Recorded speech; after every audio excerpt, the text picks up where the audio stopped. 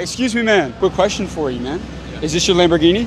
Yeah. And what do you do for a living out in Las Vegas to be able to afford a Lamborghini? I trade full time and I'm an entrepreneur. How long have you been a business owner for? For about 4 years now. Over these 4 years, what's been the most amount of money that you've ever made in a single year? 1.5 million. 1.5 million. Yeah. How old are you now? 24. I just turned 24 last month. 24. Yeah. And how old were you when you became a millionaire? Man, I made my first million when I was 21. How did that happen? How did you make your first million at 21 years old? A lot of it came through trading. Now, I will say during that time in the market, it was really easy to make money. Yeah. The Fed's pumping the market, COVID, all that stuff. But I would say at the end of the day, I wasn't seven figures until I did delegate, right? You can't do it all yourself. It is literally impossible. I am not the best at everything my business requires. So you have to find pieces outside of the business, outside of yourself, that can help you do the things that you want to accomplish within the business. And that comes with building a good team. And in order to build a good team, you have to, number one, treat people very well, pay people very well. And you also have to have opportunities of growth within the company with the people that you are looking to have in your company and help you grow. Now, you made your first $1 million at 21, but at any point in time, have you ever been broke before? Oh, yeah.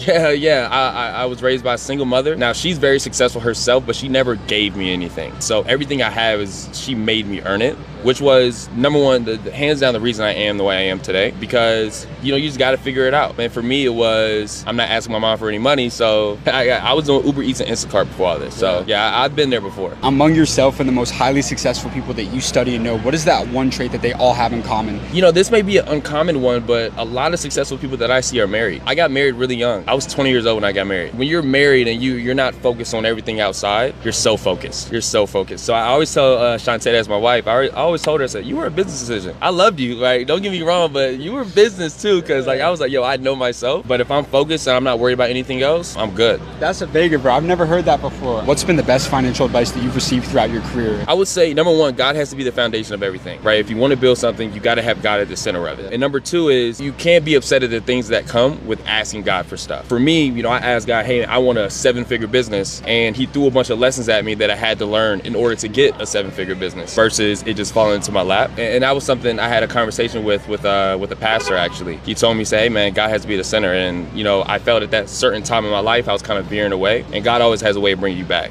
right? So my version of that was business started shaky, team started kind of splitting up, things weren't in order. But then, I opened the Bible, Ephesians 3:20, lean not on your own understanding. And then from there, man, I've been rock solid. How can somebody get a Lamborghini in today's world? The people that I've noticed in my life growing up who always talked about what they were going to do were always the people that never got anything done. For me, I'm impulsive.